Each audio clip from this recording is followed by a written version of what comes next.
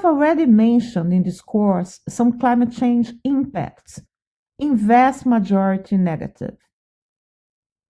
Sea level rising, affecting directly coastal cities and islands. Changes in the precipitation regime, increasing severity of floods and droughts, and, consequently, affecting the availability of drinking water and food. Oceans acidification due to greater absorption of carbon dioxide.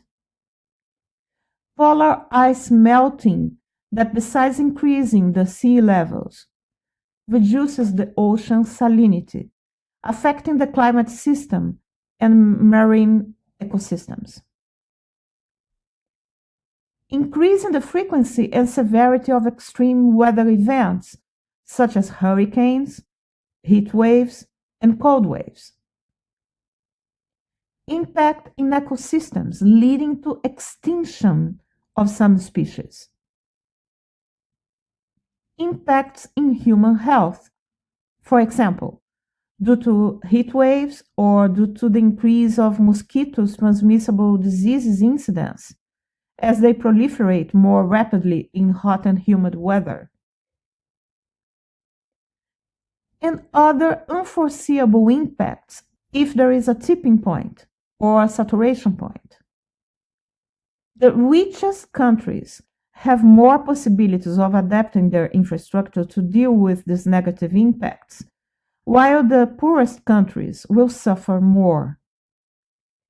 Besides, in the short term, some countries with very cold temperatures can benefit from global warming, as they could have more land available to cultivation, and maritime routes that are today unavailable due to ice can become more accessible.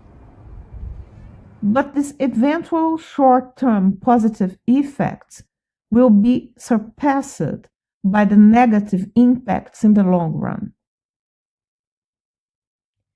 Each of these impacts has an economic value, an associated cost. If calculated, this cost will be offset by investments to reduce greenhouse gases emissions and their consequent climate change.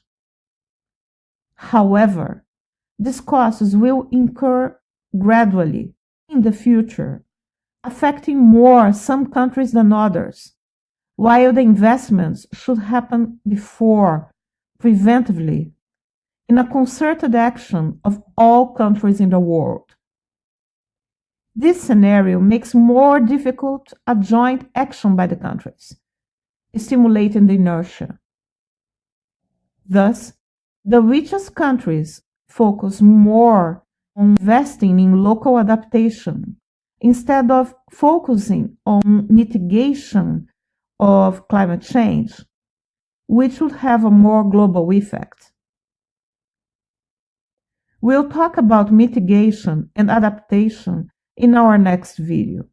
Until then,